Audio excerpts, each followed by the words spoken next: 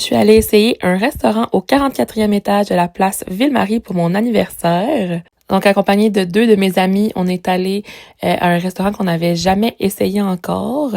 Donc, ça s'appelle le Capello et c'est un restaurant italien. Avant, j'aimais beaucoup les Enfants Terribles qui étaient également en hauteur, là, je sais plus à quel étage, à la place Ville-Marie, mais maintenant, ils l'ont refait puis il est au premier étage. Donc, on a décidé d'aller essayer autre chose. Il y avait aussi le Hiatus qui me semblait vraiment être un bon choix, qui était plus aux saveurs japonaises. Là, ça, c'était drôle, j'arrêtais pas de dire qu'on s'en allait au 44e étage puis j'avais appuyé sur 45. Quand on arrive finalement, il y a comme une genre de cave à vin, puis les personnes nous accompagnent là, à notre table. Et comme je vous disais, c'est une vue imprenable sur Montréal. J'aime tellement ces genres de vues-là, vraiment street view dans les grandes villes. Tu sais, je suis plus habituée à ça depuis que je suis revenue aux Îles-de-la-Madeleine. Donc, un chouette menu. Il n'y a pas trop d'options, juste assez pour faire le bonheur de tout le monde, je pense bien. Donc, on a commencé par une entrée qu'on a partagée entre nous trois, qui était une burrata avec de la figue. Oh my God, c'était tellement une bonne façon d'apprêter la burrata. Et puis, j'avais pris un petit verre de vin blanc pour commencer le repas.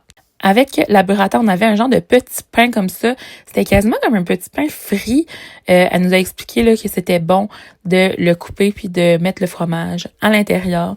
Donc là, tellement satisfaisant, une coupe du fromage. Et comme c'était pour fêter ma fête, ils m'ont laissé couper le fromage. Donc j'ai essayé le plus possible de faire comme la serveuse, elle disait. OK, le repas principal.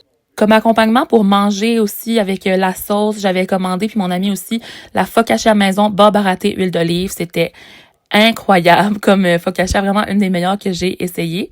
Puis mon autre amie, elle avait le pain à l'ail, ça avait l'air très bon également.